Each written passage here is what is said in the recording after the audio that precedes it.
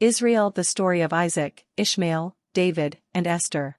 A long time ago in the Bible days before Christ came to earth, there lived a little boy named Elijah. Elijah was a bright and inquisitive child, always eager to learn new things. One afternoon as he helped his grandmother in the barley field, he looked up at his grandmother, a wise storyteller in the village, and asked, "Grandma, can you tell me about Israel and why it's so important to us as Jews?" His grandmother smiled warmly and said, "Of course, my dear Elijah. Let me tell you a story about two brothers named Isaac and Ishmael, and how their stories are connected to Israel." She began the story by telling Elijah about Abraham's two boys, Isaac and Ishmael. They were the sons of Abraham, who is often called the father of many nations. Remember that old song, "Father had many sons had Father Abraham"?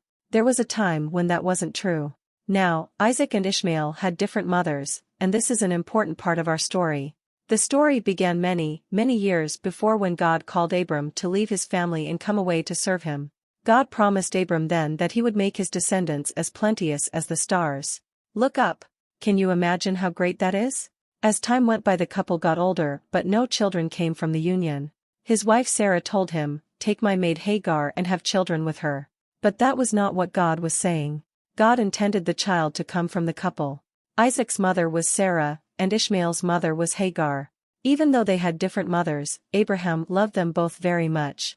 But because of the differences in their families, they went on different journeys.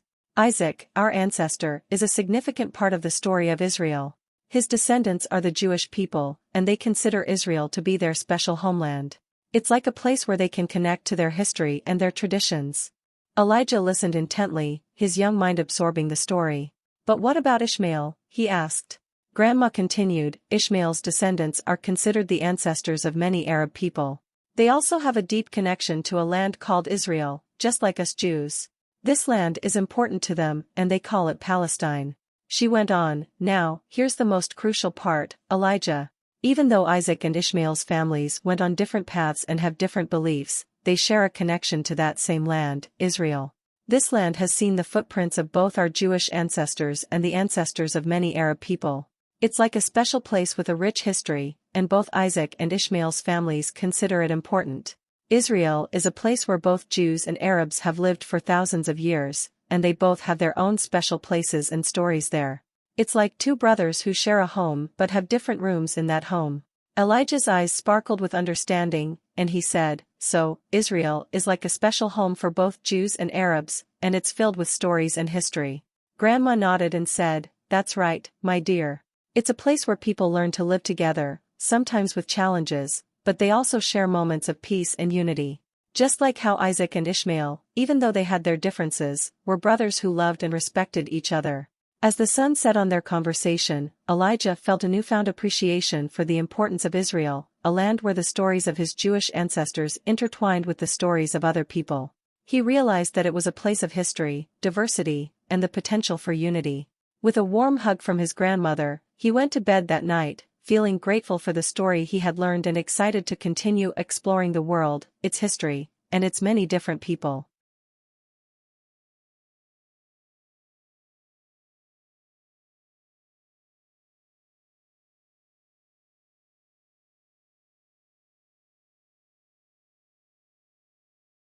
Our second story is about David, a shepherd boy who was anointed to be king of Israel. Many centuries ago there lived a young boy named David. He was destined for greatness. As a child he was a keeper of sheep, as an adult he was Israel's second king. He always asking questions about the world around him. One day, as he was watching his father's flock, he overheard his father talking about Israel and the war. The word caught his attention, and he couldn't help but wonder about the war that was going on at the time. As David prepared for bed that night, his dad told him to get some sleep as he would be taking supplies to his older brothers who were at war. Wow! Was David excited? Israel was special to him. There were prophecies in the Bible concerning his people, and he knew this was an important time in history for them. David knew that he would be the next king, and he was excited to see the war. This was a well-kept secret in David's family that Samuel the prophet had anointed him to be king. David was curious to see what the battle looked like.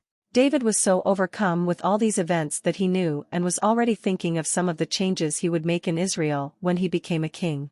Israel is a special place in the world, a bit like a country. People from all around the world live in Israel. Many of them are Jews, but David knew the tribes he would conquer would also live with them. Early the next morning, David packed the mules with the supplies and headed to the battle site where the fighting was going on. David had plans for Israel. He imagined all the festivals that his family celebrated. David loved these. They celebrated Hanukkah and Passover. The Feast of Tabernacle was unique to Israel. David continued to plan and smile at the prospect of him being king of Israel, the place of honor he wanted to give the Lord.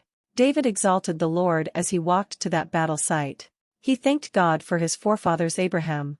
For the goodness of Isaac, he thanked God for Jacob, for Esau, Moses, Joshua, for bringing them to Canaan, a land flowing with milk and honey. I will remain that whole place the city of David. As the thought came to his head, he quickly reopened. That was pride, he thought. Many people can connect to the Jewish heritage, our traditions, and our religion. David's head spun with other ideas as he walked this long way to the Israelites' army. His mind spun with pictures from the future, showing him pictures of places in Israel, like Jerusalem and the Western Wall, explaining their significance in time to come. This could be a song, David thought. He had so many ideas running around in his head. He wanted to build a temple for Jehovah. He laughed. A temple, what would that look like? He imagined all the splendor. God deserved a temple crafted from the best materials with the finest gold and silver ornaments. God has been living in an ark for too long. A temple. He liked that idea. The idea of a holy city sat well with him. He smiled again. He wanted to please God. The smile remained on his face as he heard a voice say to him, "Today you will please me." As David reached the camp, his brothers met him, and as they greeted each other over the greetings came a deafening roar from the enemy's camp. David looked up and realized what the words he heard earlier meant, because this enemy would no longer defile the name of the living God. David started smiling as this battle was going to end today. He was ready.